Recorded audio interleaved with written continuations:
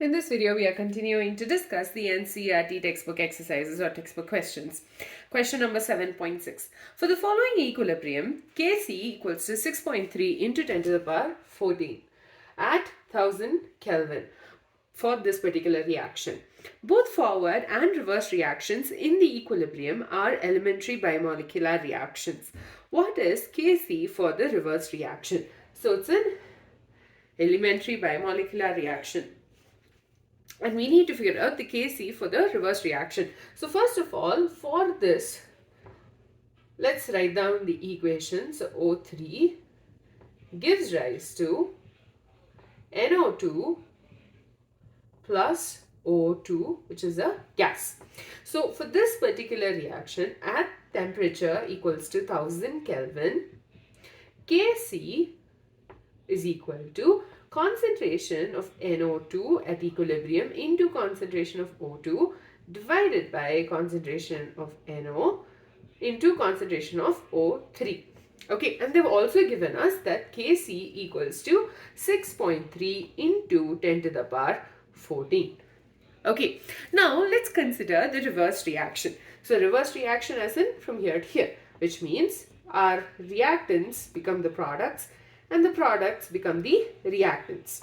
So O2, which is a gas, gives rise to NO, which is a gas, plus O3, which is also a gas. Now, the equation for this one, we'll consider the backward reaction as Kc dash. So, this is equal to concentration of NO into concentration of O3 divided by concentration of NO2 into concentration of O2 at equilibrium. Now, notice there is a slight relation between Kc dash and Kc. Kc dash is equal to 1 by Kc, because when you flip this, 1 divided by this equals to, so this will go to the numerator, this will go to the denominator, which is equal to Kc. So Kc dash equals to 1 by Kc, and so that's equal to 1 divided by 6.3 into 10 to the power 14. So when we solve this, we get 1.58 into 10 to the power minus 15. So basically, the forward reaction and the backward reaction, the relationship between the equilibrium is 1 divided by the value of the equilibrium constant. So Kc dash equals to 1 by Kc, and we just had to solve it. So we got the answer to the equilibrium constant for the reverse reaction. The next one, explain why pure liquids and solids can be ignored while writing equilibrium constant expression.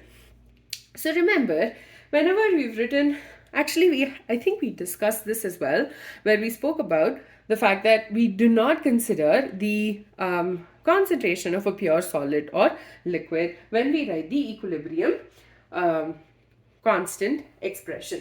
So let's consider the formula of molarity for any solid or liquid. So concentration of solid or liquid will be equal to number of moles, which is N, divided by the volume.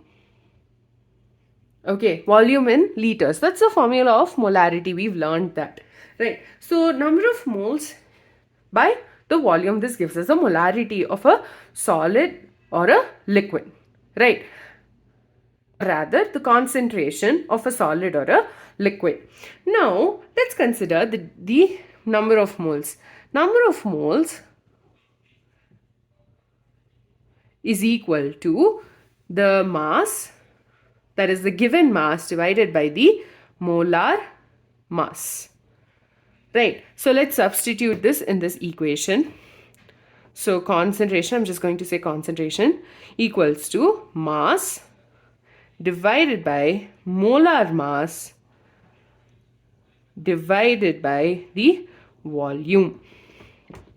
Okay, now that we can simplify this to get mass divided by volume into 1 divided by molar mass. So mass by volume over here is equal to density, right? Density is mass by volume. Now so basically this will be equal to density divided by molar mass. Now, for a pure liquid and a solid, either way, the density of that particular substance is going to stay constant. And because of that, not just density, the molar mass of any substance is not going to change, the pure solid or liquid. So both of these terms are actually constant, and because of that, the concentration of the solid or the liquid will also be considered constant. And because of that, we can ignore the pure liquids and solids while we write the equilibrium constant expression for a pure solid and liquid. So basically for this question, we consider the concentration of a solid and liquid. Concentration is the number of moles divided by the volume. Number of moles is equal to mass by molar mass. And in the end, we got that the concentration is nothing but the density divided by the molar mass. And because both of these values are constant, we do not have to consider the pure solids and liquids while writing the equilibrium constant expression. In the next video, we'll be continuing with solving the NCERT textbook questions.